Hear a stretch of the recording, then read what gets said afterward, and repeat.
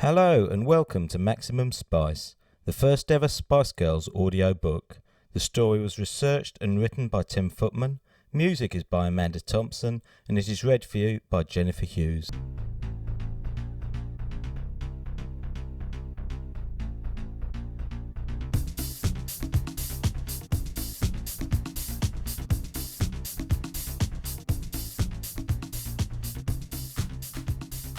You can't pigeonhole Spice. Spice is more than music, it's more than just having an attitude. Spice is about a vibe, and we are different in the fact that there's five of us who've got different personalities and different ways of going about their life, but we respect each other for that. So it's like we've got all different, we've got all the best parts of people and just put them into like a cooking pot, and it's all just kind of exploded.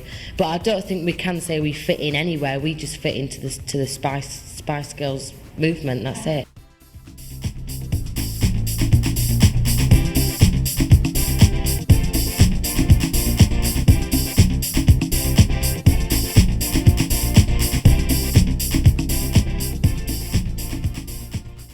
Think back a few years. Think back to when nobody knew what girl power was. Pop music was a boys' club. Girls were allowed to take part as screaming fans or maybe as pretty backing singers, little bits of decoration who did what they were told by producers or managers or record company bosses, and practically all of them were men. If you were talking about five talented, good-looking individuals who were bringing fun and excitement back to the scene, they'd think you were talking about boys, because the pop world, in Britain at least, was dominated by five lads called Take That. If you'd said that five young women could be as big as Take That, bigger even, that maybe they'd even rise to the top where Take That never quite cracked it in the USA, everybody would have laughed. And if you'd mentioned a zigga zigga ha, people would have backed off slowly with glazed expressions. Because we're talking about a time before Spice. Before five funky, feisty females from all over England suddenly came to our attention in the summer of 1996. Before they sold 18 million albums worldwide, smashed the British chart record books wide open, made a hugely successful film, and hijacked the headlines in a way that no band had managed since the Beatles way back in the 60s, before any of the Spice Girls were born. But they did something more than that. They proved to a cynical world that a bunch of self-proclaimed ordinary girls could live out the pop dream on their own terms. Yes, they were sexy and provocative. Yes, they had lots of male admirers. But they weren't content just to be brainless dolly birds. There were going to be no lead singers, no bosses in Spice World. For the first time, the girls were going to be on top. So much has been written about the Spice Girls that it can be difficult to get to the truth. Some journalists have created the most hair-raising stories in a desperate effort to sell papers. Rivals in the music business have circulated rumours, and people with an axe to grind have devoted whole websites to stories with no basis in fact. And to be fair, the girls themselves and their PR people haven't always been slow to release stories which, if not completely false, are more than somewhat spiced up. So what is the story behind the most successful girl group of all time? What has it taken for these five singers, dancers, actresses and all-round characters to get what they really, really want?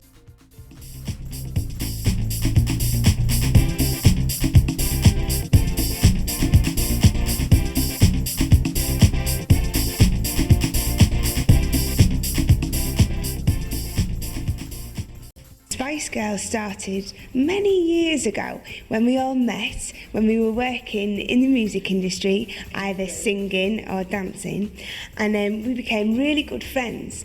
Now in England, Melanie and I lived in Northern England while the other girls are from London. The British public first became aware of the Spice Girls in May 1996. The cable TV station The Box began airing a bizarre video which seemed to consist of five young women in figure-hugging clothing rampaging through a posh staid hotel, getting up the noses of the guests and pausing every now and then to sing a song that seemed to be about female friendship. Except it was in such a crazy mix of pop, soul, rap, disco and made-up words that the viewers weren't exactly sure what was going on. It had all the hallmarks of a one-hit wonder. After all, girl groups weren't to be taken seriously, were they? Before this time, the most successful British female group had been Bananarama, 3 women who were quite open about their lack of musical ability and seemed much more keen on the drinking and partying side of the business. And although the Nanas were very successful, they always seemed happy to be moulded by the men they worked for. From the Fun Boy 3 to Stock Aitken and Waterman, the team had put Kylie Minogue on the road to stardom. So who were these girls anyway? Were they just another bunch of record company puppets, or were they something new? Letters and calls began to flood into the box. Who are these Spice Girls? Where did they come from? Where can we get a record? When are you going to play the video again? And what on earth is Zigga Zigga Ha?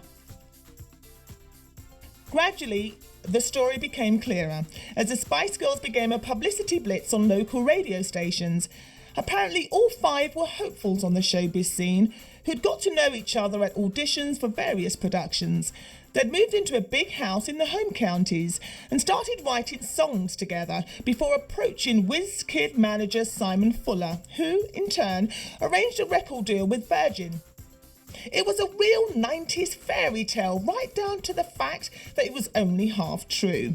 The Spice Ball had started rolling in early 1994 when Chris and Bob Herbert and Chic Murphy, who managed the late 80s boy band Bros, had placed an ad in the showbiz trade paper The Stage to form an all-girls singing group called Touch. Are you streetwise, ambitious, dedicated, was the question. The idea was to create a female rival to Take That, who were then at their peak. From over 600 auditioners, they picked Victoria Adams, Melanie Brown, Melanie Chisholm, Jerry Halliwell, and Michelle Stevenson. A singing coach called Pepe Lama was set to work on their nervous, untrained voices. The experienced songwriting team of Kyles and Thurkel were entrusted with the Touch sound, and the girls themselves were moved into a house in Maidenhead, Berkshire. All seemed to be going okay for a few months until Michelle Stevenson, who'd never quite gelled with the rest of the group, decided to leave. Desperate to find a replacement, Pepe Lama tracked down a former student called Emma Bunton and persuaded her to join. The lineup was complete, but other changes were coming. For a start, nobody particularly liked the name Touch anymore. Jerry thought up the name Spice. But that had already been taken by an American rapper, so, with a slight tweak, they became the Spice Girls. The Murphy-Herbert team saw they were onto a good thing, but unfortunately for them, they didn't have a contract. Relations were strained. The girls realised they had something special, and they weren't with the right people to propel them on the road to stardom. An experienced manager called Simon Fuller, who'd previously worked with Annie Lennox, offered to buy the managers out. Fuller quickly got to work on his contacts in the biz, and soon several record companies were scrapping it out to sign them. In September 1995, Virgin took them on, supposedly for a cool £2 million.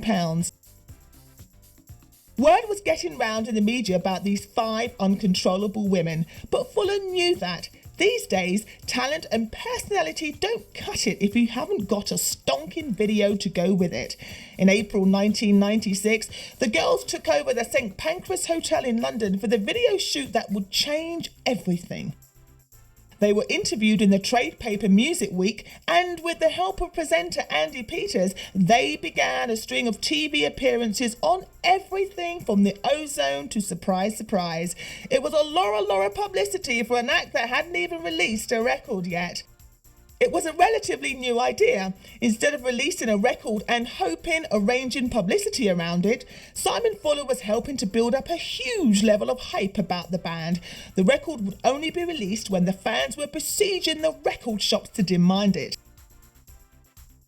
The ploy worked. Wannabe was released in July 1996 and went on to hold the top spot in the UK for 7 weeks, as topping the charts in more than 30 other countries. At the end of the Wannabe video, the 5 girls hopped onto a conveniently placed bus, and the last we saw, they were waving goodbye. Some people probably thought that it was goodbye for good, that they had their little flirtation with fame and that they'd go back to being auditioning wannabes after a few weeks. Yeah, right.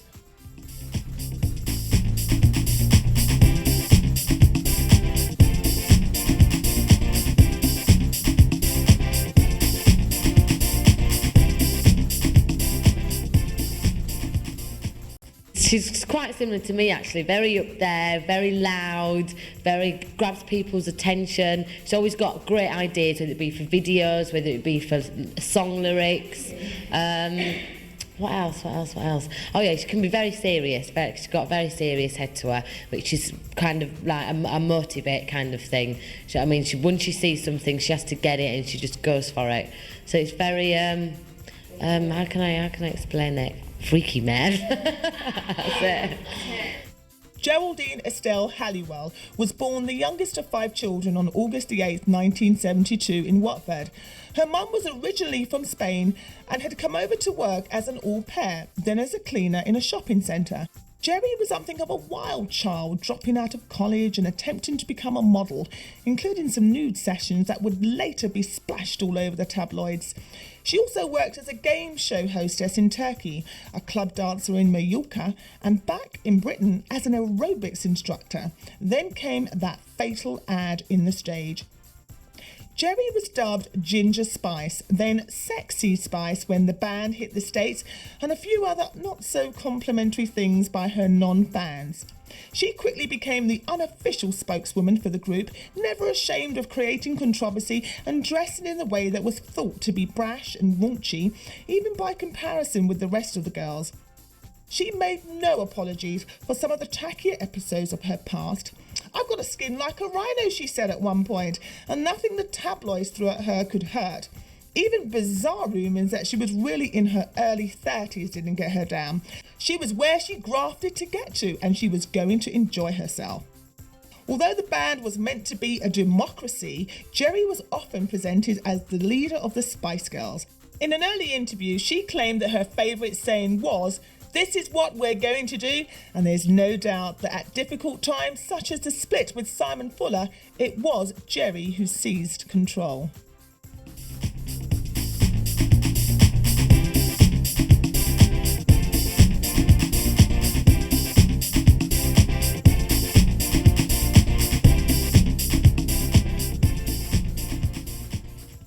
She's very fit and very, funny. She's a very funny person when you talk to her. When she's got something to say, it's very important.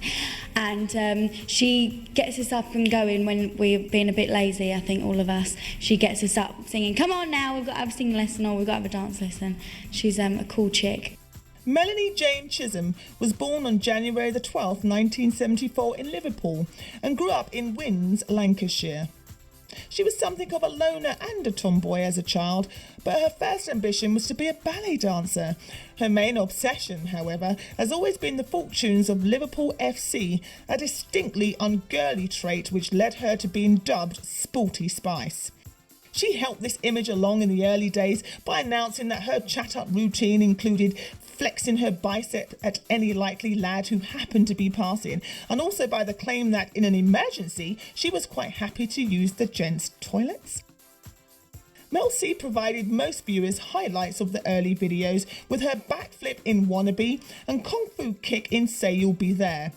In the early days of the Spice Girls' fame, the tabloids and magazines such as Loaded didn't quite know what to make of her. Female pop stars were supposed to be obsessed with clothes and makeup, not dressed in Adidas tracksuit match of the day. However, Mel became something of a cult heroine amongst indie fans, the sort of people who wouldn't normally be seen dead buying a Spice Girls record. The weekly paper, Melody Maker, even splashed Mel on her own on the cover and trailed her around the Camden indie scene, checking out obscure guitar bands. Her armband tattoo also became a must-have for indie girls and boys everywhere, even if it comes in removable transfer form.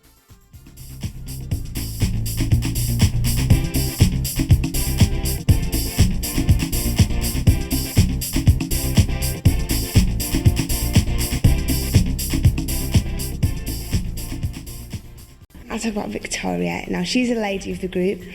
She adds a bit of sophistication for us. Like, when we're all jumping around like nutties, she's like stood at the back going like, oh, sorry, apologising for the rest of us. But she's really cool. She loves her, nice clothes, and she's always got a handbag. And she's always in heels. Very business-minded, very astute. And she's a cool, crazy kind of chick, man. Victoria Caroline Adams was born on April the 7th, 1974 in Hertfordshire. Unlike the rest of the girls, she came from a fairly well-off background. Her dad, who'd been a musician during the 60s, had given it up to start an electrical goods company, and young Victoria was brought up in a large house with her younger brother and sister. She had an unhappy time at school, suffering from bullying, and she didn't really settle until she got onto a dance course at college in Surrey when she was 16. But it wasn't until she auditioned for the Touch project that her dreams started to come true. Posh Spice, as she became to be known, was presented as a real lady with a passionate desire for Prada and Gucci clothes and accessories. She also insisted that she was never photographed smiling. When the first Spice Girls dolls were produced, Victoria insisted that hers should be redone because it didn't have the required sultry pout. She quickly got her own back on the schoolmates who teased her so much. The tabloid press made her a byword for class and sophistication. Do it with style is her catchphrase, and she claims that the last thing she does before bedtime is to give herself a full facial and then slip into her favourite silk pyjamas.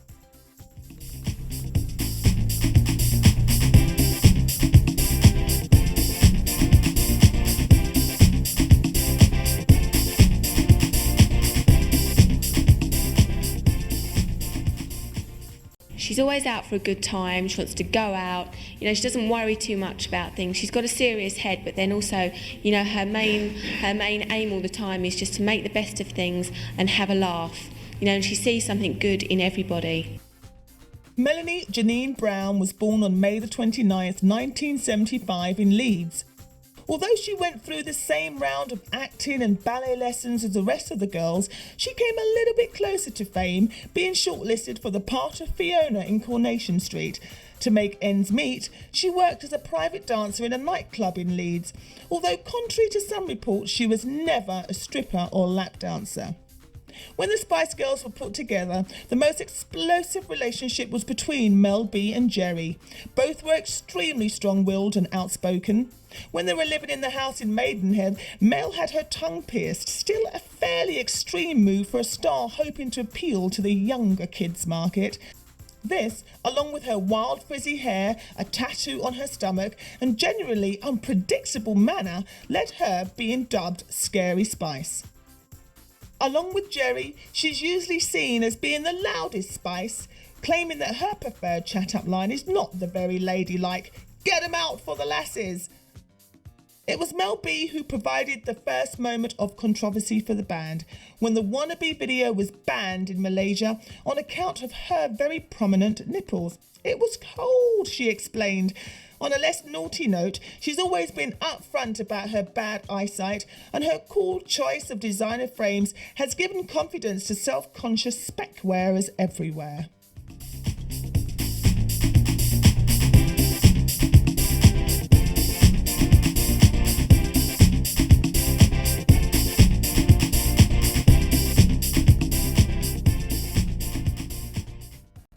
Emma is the youngest member of the band, and she's very, very sweet.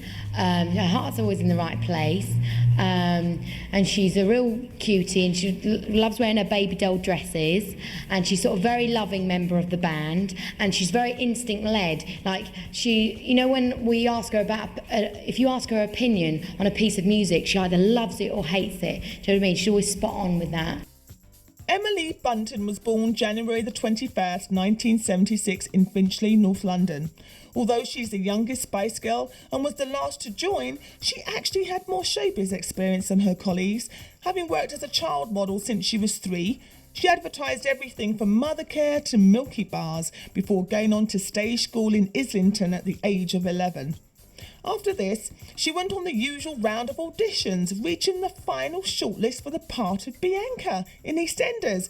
She didn't get the part, but she did appear briefly in the soap as, of all things, a mugger.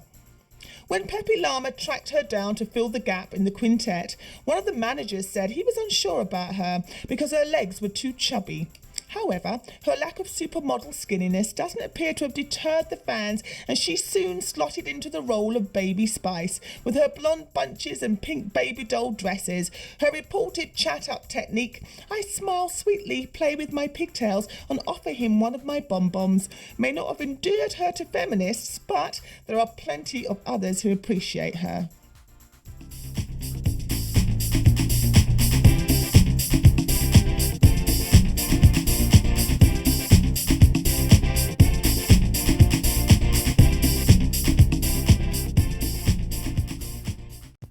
In the summer of '96, you just couldn't get away from Wannabe. But it wasn't just the tune or the video that was burning into the public imagination. The lyrics gave a hint to some kind of philosophy that kept the band together, and it went by the name of Girl Power.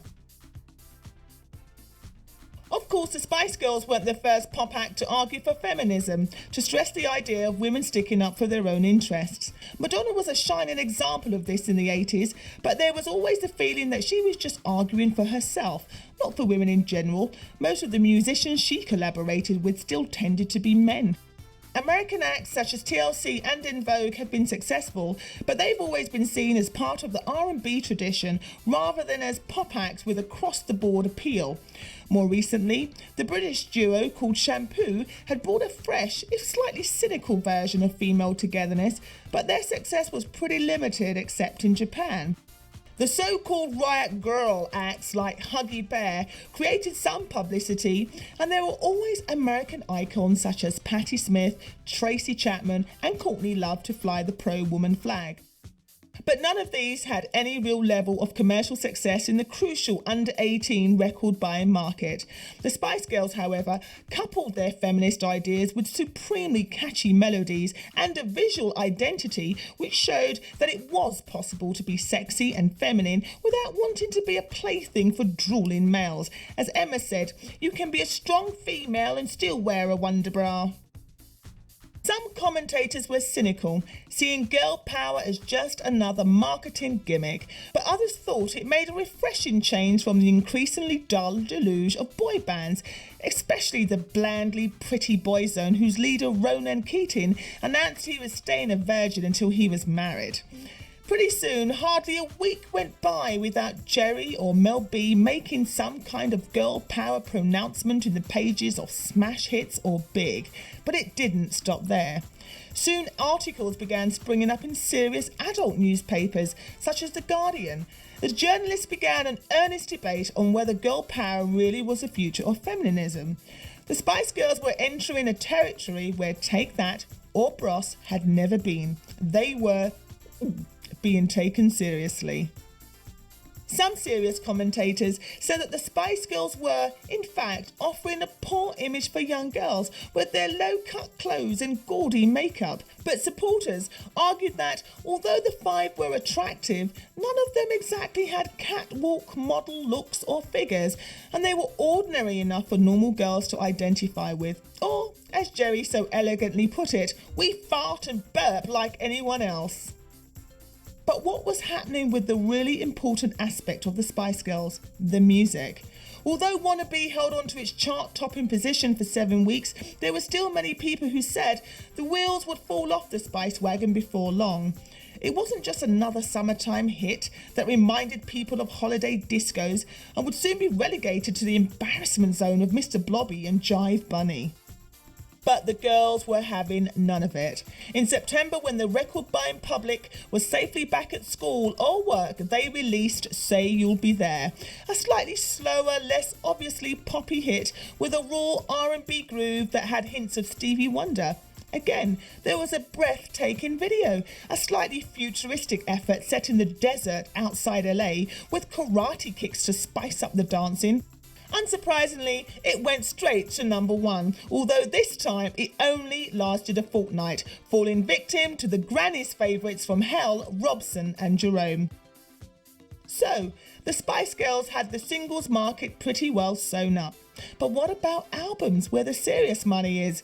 It's all very well persuading a 10-year-old to spend £2 out of her pocket money on a single she knows word for word already. But you need a full-length CD to be taken seriously, and that means appealing to an older market, less easily swayed by nice videos and catchy slogans. The Spice Girls' first album, titled Spice, was released in November 1996 and immediately became a huge commercial hit, but it didn't do too badly with the critics either. Apart from the singles, which might have begun to sound a little dull after months of exposure, there were hip-hop elements in Last Time Lover and If You Can't Dance, a gentle, slightly sentimental ballad called Mama, and plenty more poppy, infectious tunes that drew influences from all over the place, but added up to a definitely 90s sound. Spice was doubtless on the Christmas list of thousands of fans that year, but what the Spice Girls wanted in their stockings was a third chart-topping single and the much-coveted Christmas #1 spot, and they had it with Two Become One. A gentler sound than their previous hits, built to attract the older, less trend-conscious listener who might only go into a record shop once a year. With another eye-catching video, this time featuring the girls superimposed over footage of New York, the record couldn't fail. The girls equalled the record set by Jerry and the Pacemakers and Jive Bunny, as their first 3 singles all made the top spot. The Christmas edition of Top of the Pops might just as well have been a Spice Girls special, with the 5 stealing the show from Robbie Williams, whose success in Take That they'd emulated with no apparent effort. By now, Spice Girls' product was selling like crazy everywhere from Estonia to Japan. Things had developed to a state none of the girls could have foreseen when they answered that ad in The Stage less than 2 years ago. They were even invited to switch on the Christmas lights in London's Oxford Circus, only 5 months after their first single was released. But this was only the beginning.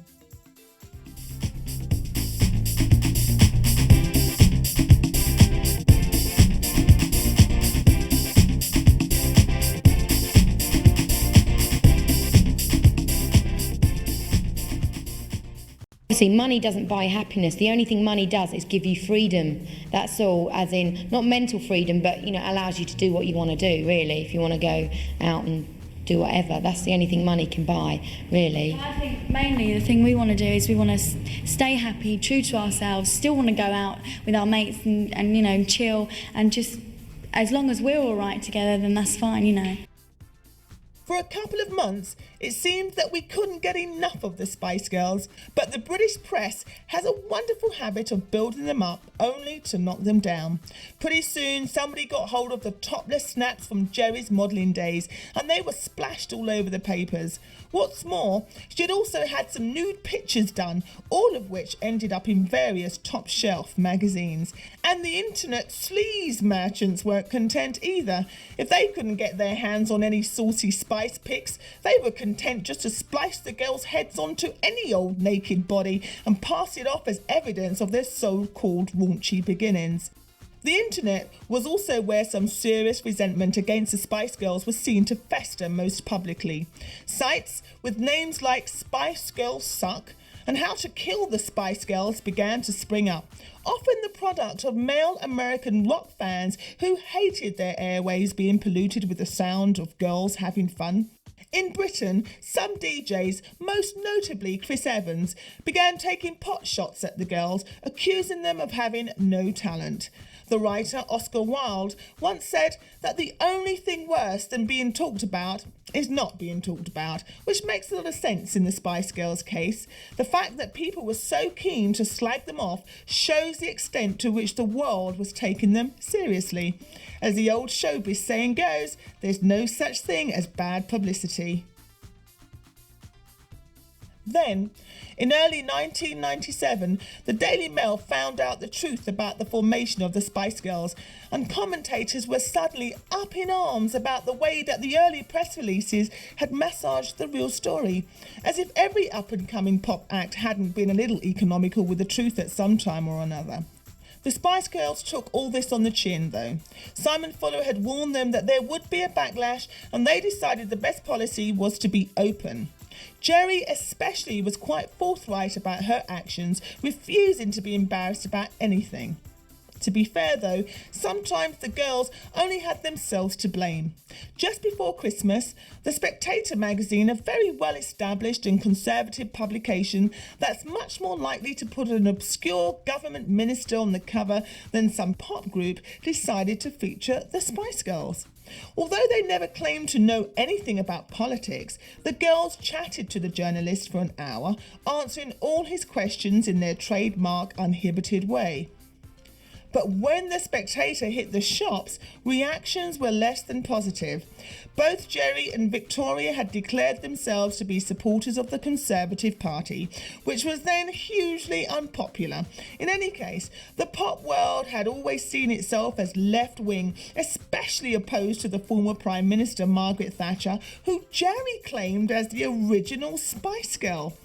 Serious rock magazines like NME, which had broken their usual indie-only rules to cover the Spice Girls, reacted in shock. Could this be the end of the Spice's love affair with the media?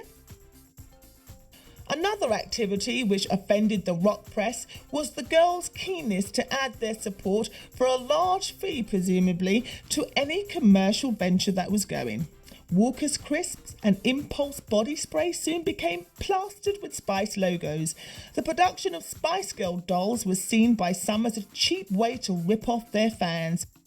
They recorded a new version of the old Manfred Mann hit 5, 4, 3, 2, 1 for the launch of Channel 5 television, and made another commercial for Pepsi with a free single in exchange for ring pulls. Again, this was nothing new. Everyone from Elvis and the Beatles onwards had endorsed this or had a tie-in with that. The Spice Girls were just the latest in a long line. But what really hurt was when other musicians joined in with the criticism. Liam and Noel Gallagher of Oasis were the most cutting, mocking the girls for not playing live and genuinely implying that they were just voiceless shop window dummies, not real bands like Oasis or Blur. Mel C took the opportunity at the Brit Awards to return the challenge, telling the brothers to come and have a go if you think you're hard enough. The Spice Girls could afford to ignore such comments in any case. Pop fans had been putting them at the top of every poll you could think of, culminating in their 2 Brit Awards and a barrel load of other presentations. They were even nominated for the prestigious Mercury Award, usually reserved for much more critically acclaimed serious works, but there was more work to do. For several years, British acts had been facing problems when trying to crack the biggest market of all, the USA. Groups such as Brass, Kylie Minogue and Take That had become firmly established at home but had limited success over the Atlantic. The only big players were the real international megastars, such as George Michael and Elton John, or acts which had made a conscious effort to mould their sound to American tastes, such as Bush and the Cranberries. Oasis and Blur, whose rivalry made the 9 o'clock news in Britain, were seen as cult acts by American audiences. They didn't disappear without trace, but record sales were still disappointing. Most worryingly for the Spice Girls, the American public had turned its back on pop music. Since the demise of New Kids on the Block, there were only 2 ways for an aspiring musician to go in the States: rock, with its big guitars and tortured vocals, and rap, with the massive beats and streetwise rhyming. The Spice Girls' music had elements of rap, but there was no point in passing them off as rivals to Snoop Doggy Dogg. But they had a go anyway. In early 1997, the Spice Girls went to the States, and almost immediately the world turned spicy. After heavy play on the music station MTV, Wannabe went straight into the Billboard charts at number 11, almost unheard of for a practically unknown foreign act. The single quickly rose to number 1, where it stayed for 3 weeks, while the Spice album also reached the top 10. Of course there were critics. Die-hard fans of Pearl Jam and Aerosmith weren't likely to appreciate the effortless fun of girl power, but on the whole, young America welcomed them with an enthusiasm rarely offered to British groups. The managers of the American trio, Hanson, later admitted that they studied the Spice Girls' marketing techniques very closely and used the ideas when plugging the boys' first big hit, Bop. As with the Beatles, the American industry was sitting up, suddenly forced to listen and learn from these uppity Brits. Virgin realised that there was a big potential record-buying public that was being ignored by the American music business. By targeting their efforts at younger fans, as well as a push towards the gay market, which has always had time for feisty, self-assured female singers with a feel for a disco tempo, the Spice Girls had dumbfounded their critics and all those who said they were too British or too poppy for the States yet again. America had fallen to the charms of Zigga Zigga Ha.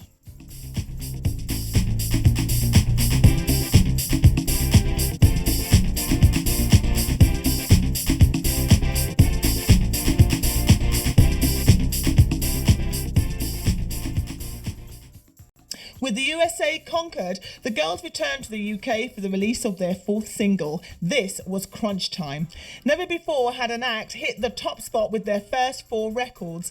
Virgin took a risk of releasing a double A-side, the sweet sounds of Mama, neatly in time for Mother's Day, contrasting with the upfront disco of Who Do You Think You Are?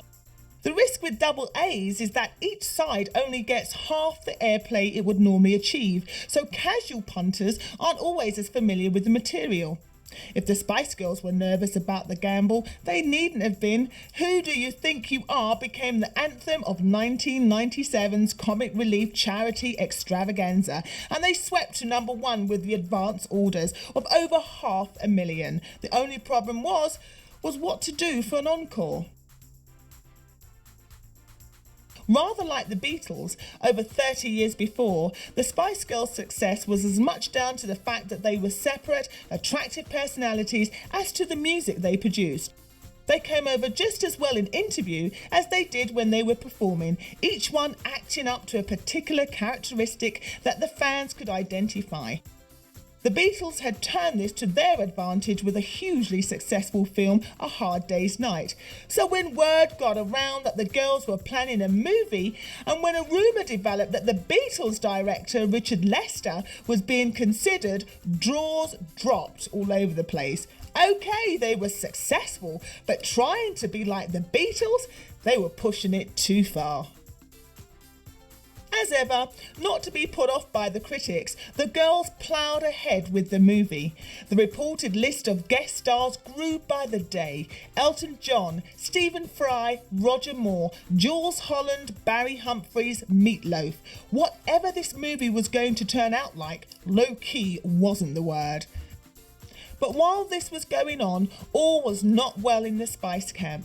Just as they'd been frustrated at the management offered by the Murphy-Herbert team, relations with Simon Fuller, the man who'd masterminded their rise to the top, were souring. It might never really come out what happened between them, but before the release of The Spice World, the movie, Fuller was fired as manager. There was a little sniping between the two sides, but most pop fans don't even know what a manager does and care less. But again, the critics had their knives out. What were the girls doing? How could they survive without Fuller's guiding hand? Surely this was a sign that girl power was nothing but an empty slogan. Where would they go without the assistance of a strong man? They needn't have worried. The Spice Girls were perfectly able to take care of themselves. And now they had a movie, complete with an accompanying album to complete. The first release from Spice World, the Latin-flavoured Spice Up Your Life, was a controversial choice with very silly lyrics about a yellow man in Timbuktu, but it still went straight in at number 1. But the big test was still ahead. What would the punters make of the movie? Pop stars and films have always been a dodgy mix. Apart from the Beatles and Elvis in the early days, pop movies have usually been seen as evidence of a huge ego, and most singers turned actors realise they ought to stick to what they know best. Stars like Mick Jagger, David Bowie and Bob Dylan have never been in the running for the Best Actor Oscar, and acts from Slade to the Pet Shop Boys have seen their cinematic efforts ripped to shreds by movie and music critics alike. But as has so often been the case, the critics were pleasantly surprised. Okay, Spice World, the movie, will never go down in history as a classic of the cinema, but it was a fun romp, full of in-jokes, dance routines, guest appearances, and of course all the hit tunes and more. The girls didn't bother to act, they just played themselves in a silly plot about an Albert Hall gig that only comes off at the last minute. It was the Spice's life, as all the fans believed it to be, or at least wanted to believe it. Jerry came over as bossy and opinionated. Victoria was obsessed with clothes, especially her beloved Gucci, and the others all fitted into their appropriate roles. Possibly the best moment was when the girls dressed up as their childhood heroes and heroines, from Charlie's Angels to Wonder Woman and Elvis Presley. They also managed to slip in some pretty convincing impressions of each other. Oddly, although the script was written before the girls fell out with Simon Fuller, the plot was actually about a fictional manager played by Richard E. Grant, who behaves like a control freak but can't tame the irrepressible Spices. The coincidence was especially odd because the screenplay was written by Kim Fuller, Simon's brother. It was unpretentious, it was cheerful, and the fans loved it. And even if most of them were too young to know, it was a little bit like A Hard Day's Night. In fact, the only thing that stopped it from being a bigger success in British cinemas was the release shortly after of a movie called Titanic. But the girls had succeeded where so many others had suffered extreme embarrassment. They transferred their lives onto the big screen.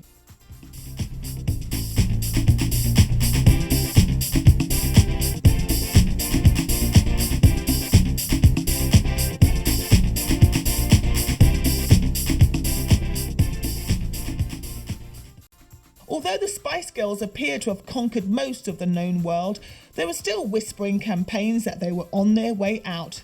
At the Brit Awards in February 1998, All Saints took 3 awards to the Spices 1.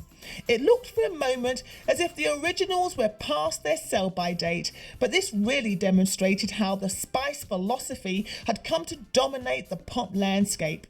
Different as they are, All Saints, not to mention Bewitched, Cleopatra, Vanilla and many other girl groups, must have had some level of encouragement from the Spice Girls' success.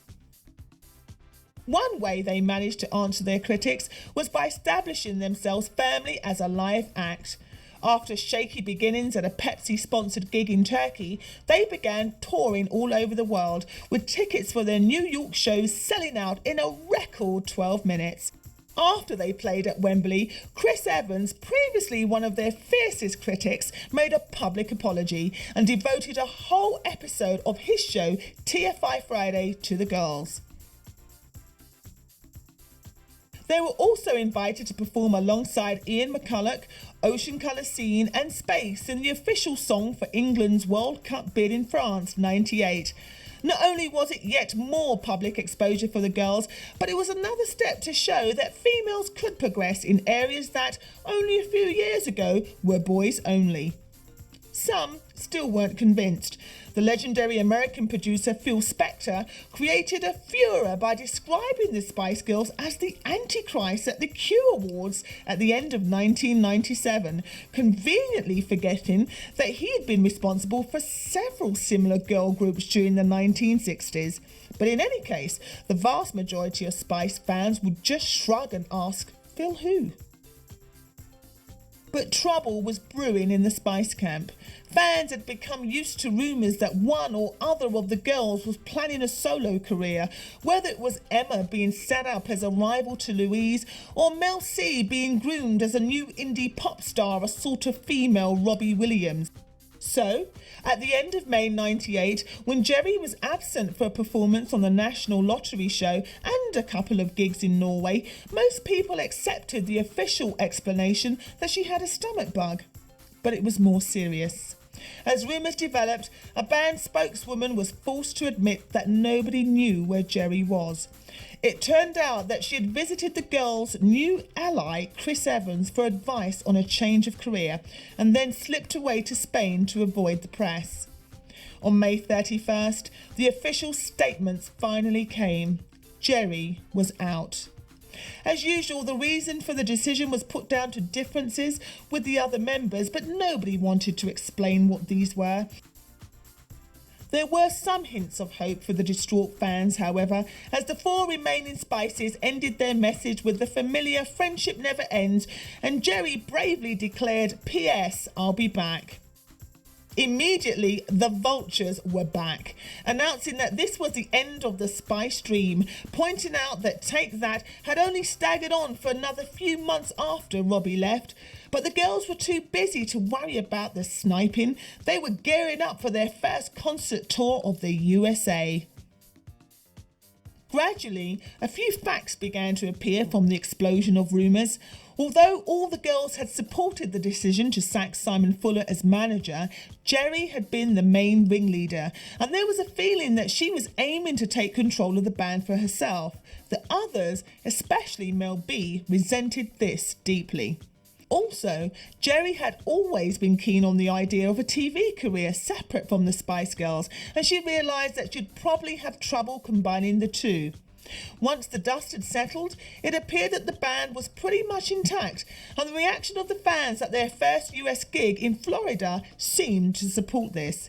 They missed Jerry, but they still supported the Spice philosophy, and they'd still keep backing the remaining girls. Work was continuing on the 3rd album with the unlikely help of hip-hop superstar Missy Misdemeanor. But there must have been a few tears when the video for the new single from Spice World, Viva Forever, was shown towards the end of June. The girls were represented as cartoon fairies in a summer meadow scene, and there was Jerry still hanging out with her old friends.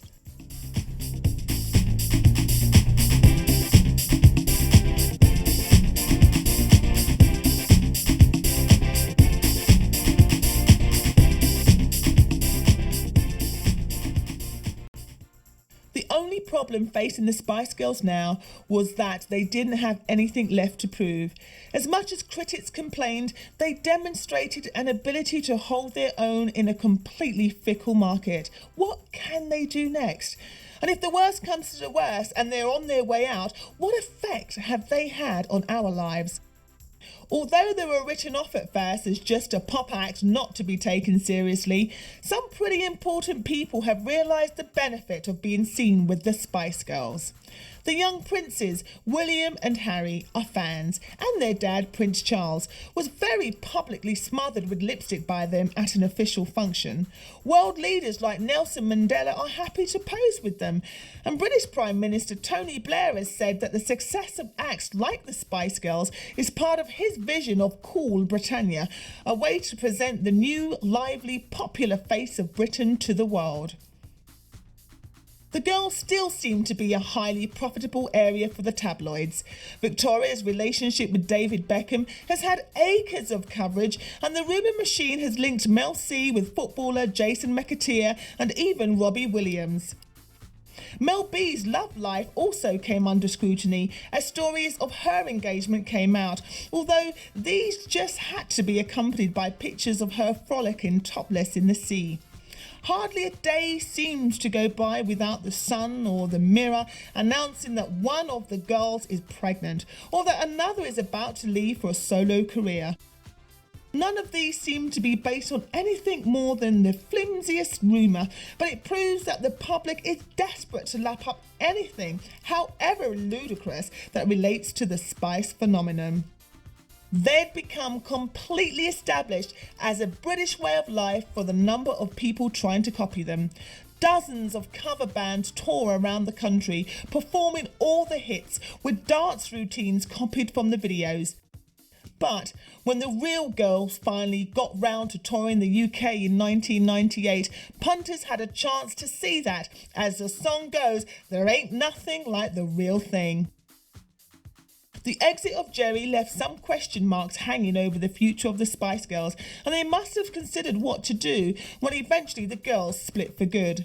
There are horror stories about 80s bands such as Wham and Bros, who despite huge record sales never got the money they deserved. The Spice Girls are too clued up to fall into this trap. If they retired from performing tomorrow, royalties would ensure that they would each live very nicely. Each girl has her own production company, and they'd easily be able to run solo careers alongside their group work if they wished. Having smashed just about every chart record there is, simply carrying on churning out chart-topping hit after hit would probably get a bit dull, and that's something you'd never accuse the Spice Girls of.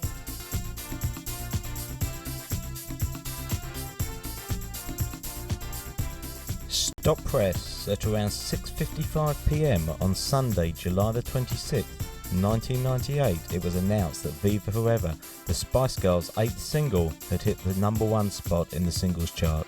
It had sold 250,000 copies in 6 days and was their first release since Jerry's departure. Confounding their critics who'd said that their days were numbered after Jerry left the band, this has clearly proved that Spice is here for a long time yet.